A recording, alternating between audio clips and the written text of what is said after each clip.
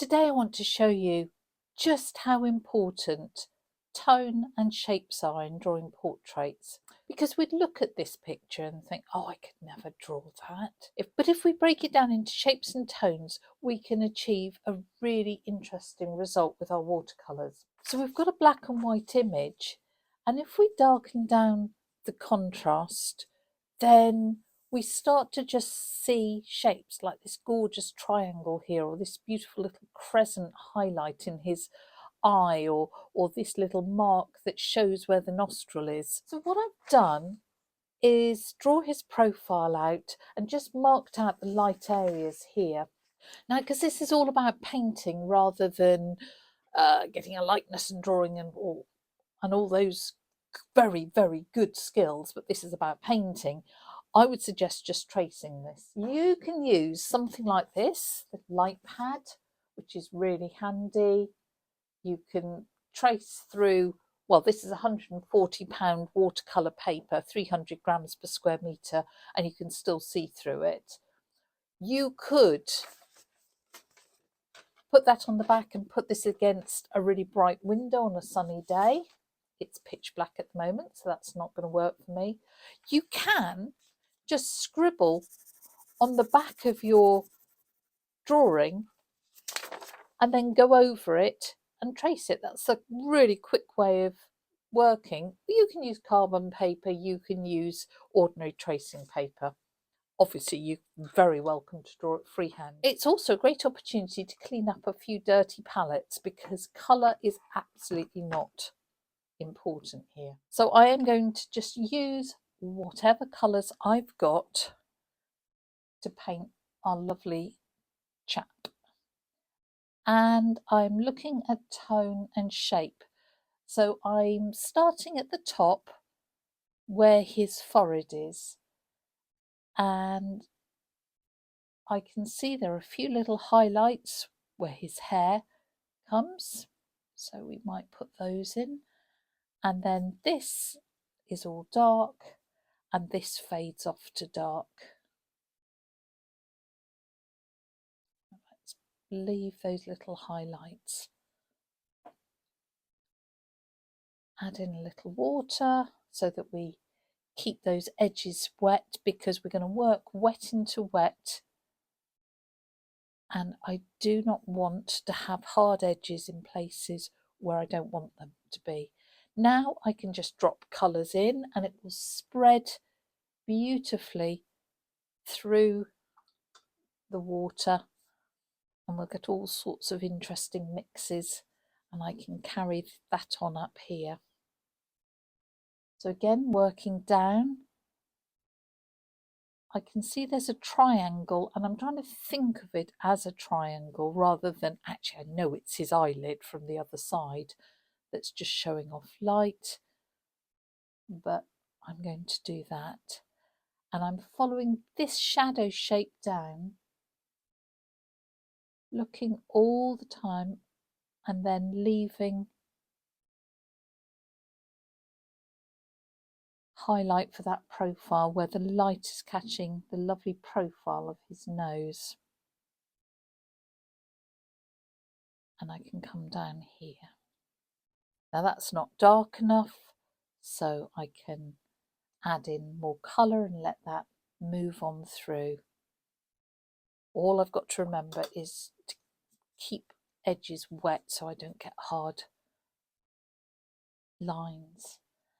Then this is the top of his eyelid. I'm coming through there, and I'm going to come into the eye. I might need to move to a far smaller brush here. Let's put some green. Interesting. Why not?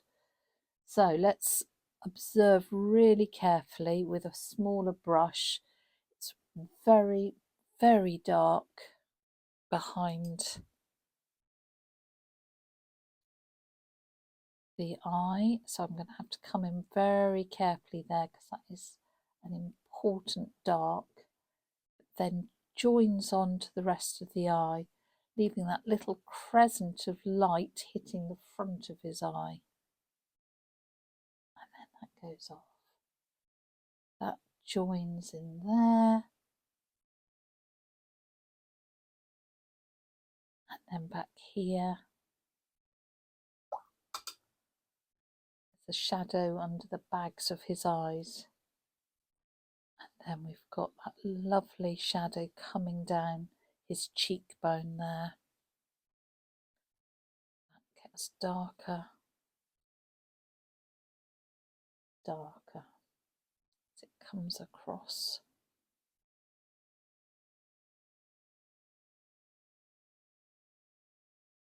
Then go up here and we come into the lip area. And we are just following shapes and shadows. And in watercolour, you are usually painting the shadows. It's a funny thing when you sort of think about it, that we're not painting the object as such. We are always painting the shadows and the tones. If you can get your head around that, it will make a massive difference to your painting.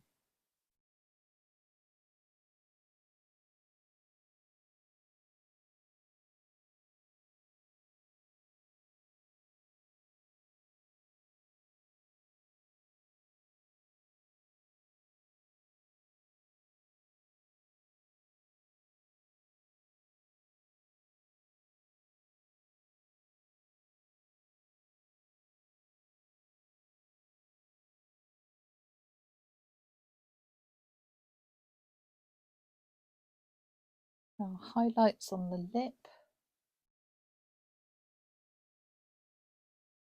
And come down in there. And then there's always a big shadow just under the lip. But then we've got that lovely light area on his chin where it's just catching.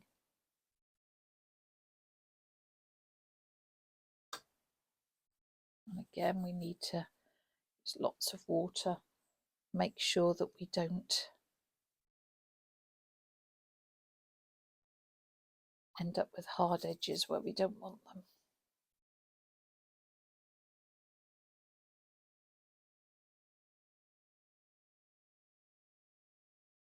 And we come down here and his collarbone is catching light as well, sort of down on the shoulder area, which is rather nice. But this bit of the chin totally merges in. Can't see where it starts or stops. We've got a tiny bit of light caught on there. And that's enough to tell us that that's where his neck is. Let's come round here before that edge dries.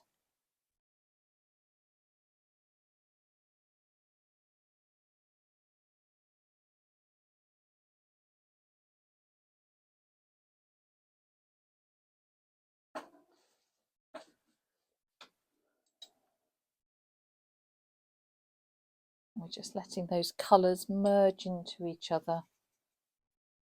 And we're thinking about tones. Actually, rather nice if this merges down into that darkness. Might need to be a little bit more careful around his nose. That really defines his profile. Around here it actually merges in.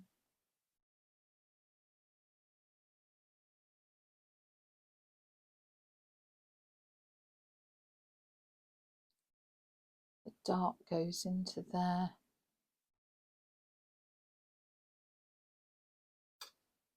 I've got some yellow. Pop some of that in there and let that. If we've used it in one place, we need to make sure we use it in another.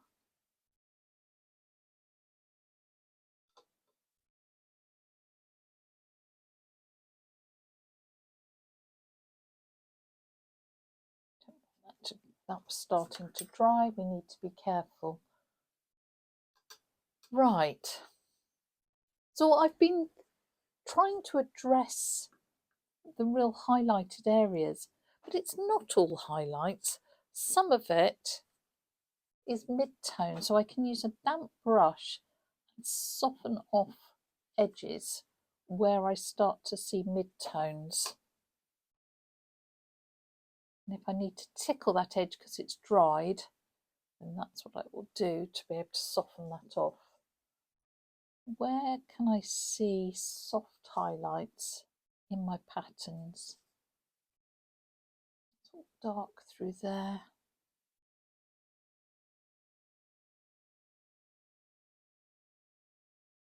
More of a soft highlight there.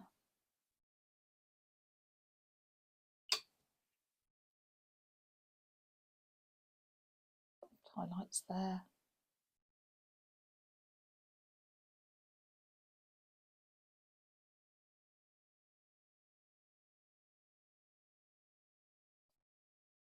There.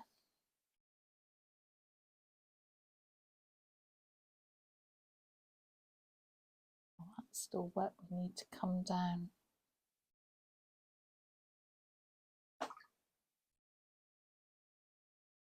Make sure that's not so dark across there.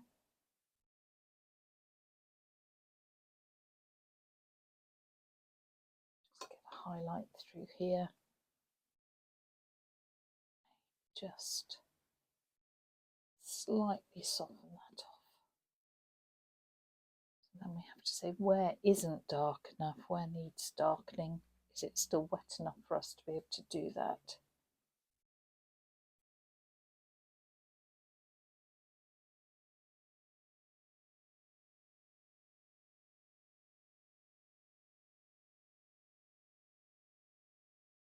I don't think I have his eye area quite dark enough.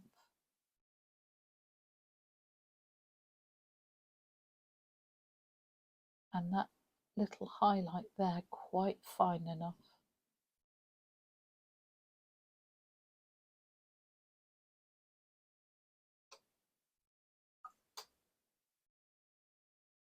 Let's get some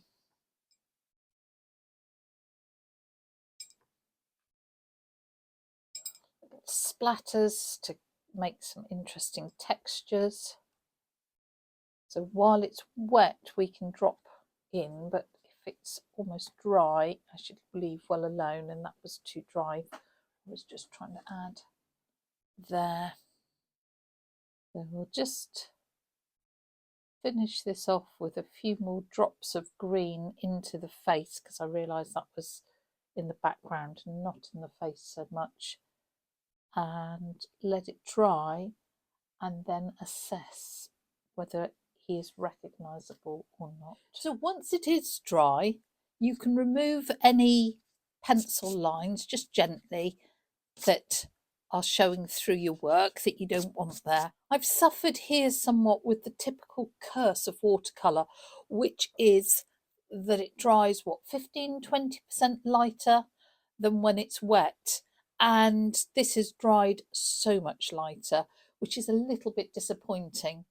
But never mind, we will work with it. Because of that drying issue we've had, I do feel that this eye and eyebrow isn't quite dark enough, and maybe some of that cheek area, because those are the real darks, and maybe say the nostril area.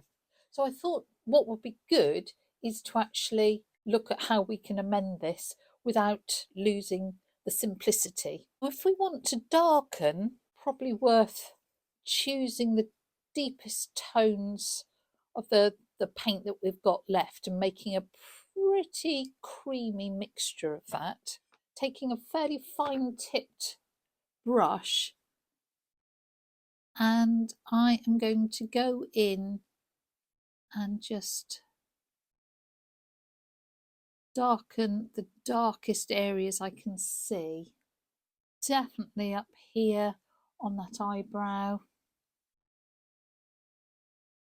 down here, the nostril, and probably what's lost is the corner of this mouth, because the corner is pretty dark. I wouldn't want to just leave it like that because it will definitely look like an afterthought. So I will use clean water, more water that will need to dry, and just blend that away, following the shapes and patterns just as we did before. So it's a second layer. If on the other hand there's an area that is too dark, we can aim to lift it using a short flat brush. I think it'll be easier to turn this round. Maybe I'll do the same with my reference. And then I'm going to use that short flat brush which I've dipped in clean water. I'm taking the majority of that off, and I'm basically going to tickle this edge. Now, say the success or otherwise will entirely depend on the properties of the paint I've used. If it is a very staining colour, I will not be able to lift it. If it's a less staining colour, I will. Okay, I think that has helped a teeny bit. And now I just need to make sure this is dry, and then to go back in and sharpen up that lip. So there are always two ways to darken or lighten something. You can either physically lighten it, just as I've shown you there by scrubbing out, or because we always read things in contrast, if you darken the area around it, it automatically makes things look lighter. So a light grey against a dark background will look lighter than a light grey against a white background. You see lots of sort of optical illusions using that. So let's just extend a little here. Just need to tickle that edge to reactivate it, just because I didn't like the fact that it stopped very sort of vertically there.